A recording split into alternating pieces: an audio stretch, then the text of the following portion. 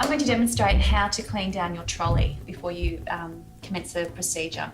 So cleaning down a trolley is it's a really important thing to get right from the very beginning, because it reduces the exchange of bugs that could potentially impact on your patient negatively, make them sick, get them an infection. Worst case scenario is that they get septic and they pass away from an infection because we haven't cleaned down our trolley. So it's a really important skill to have. It's really important to maintain our aseptic technique and to reduce those microbes.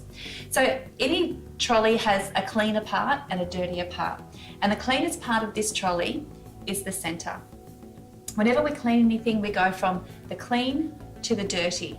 So the cleanest part of this trolley is the centre of the top surface, and then it works down.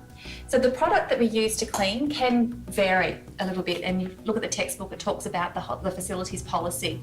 You can use a antibacterial, you could use an alcohol based, or you can use a detergent based. The whole motivation, the rationale for cleaning your trolley is to reduce the microbes on the surface, so that can reduce the transference of bugs that could potentially make an infection in a patient, make them very sick.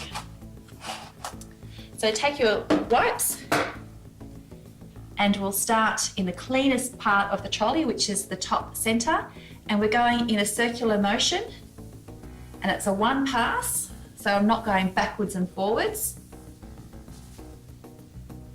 And then I'm going to go down the legs of the trolley. And I'm swiveling the trolley around.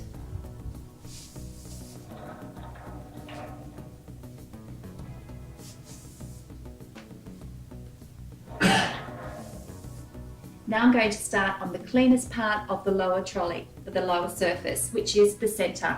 And again, one pass in a circular motion. Then I'm going to wipe down the bottom legs.